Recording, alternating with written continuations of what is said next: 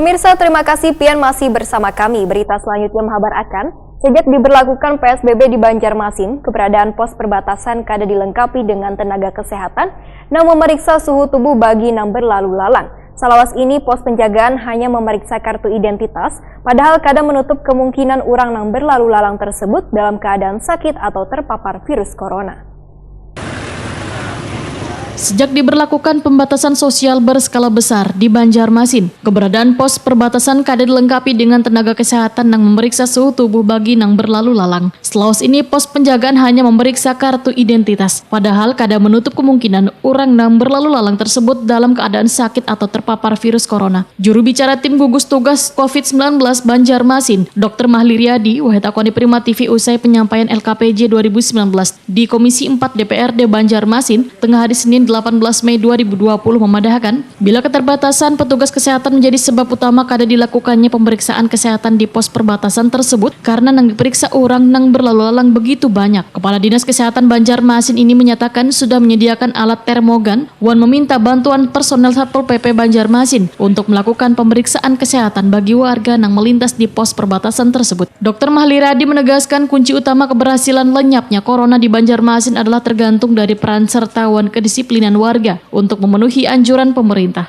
PSBB membatasi orang untuk boleh masuk ke Banjarmasin dengan screening termagan ya cukup efektif.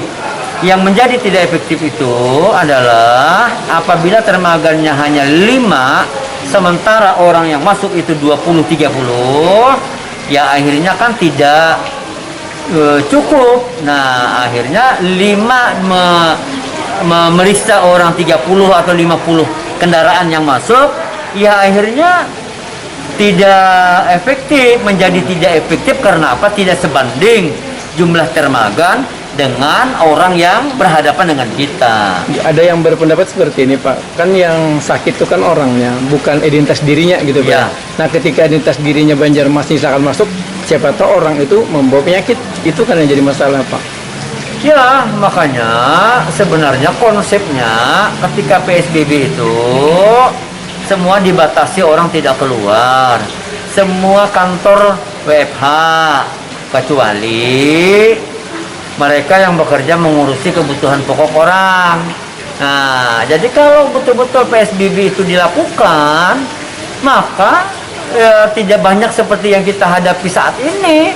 Nah, ini memang kita lihat pelaksanaan PSBB itu ya akan berhasil apabila disertai dengan tingginya kesadaran masyarakat. Sementara itu, Ketua Komisi 4 DPRD Banjarmasin, Matnor Ali menegaskan keberadaan petugas kesehatan di semua pos perbatasan sangat diperlukan untuk pencegahan warga yang diduga terpapar virus corona. Sehingga keberadaan termogan untuk melakukan cek kesehatan sangat diperlukan. Politisi Partai Golkar ini pun meminta penjagaan pos perbatasan itu harus dilakukan secara maksimal agar dukungan anggaran dengan harapan mampu menurunkan kasus corona di Banjarmasin berjalan dengan baik.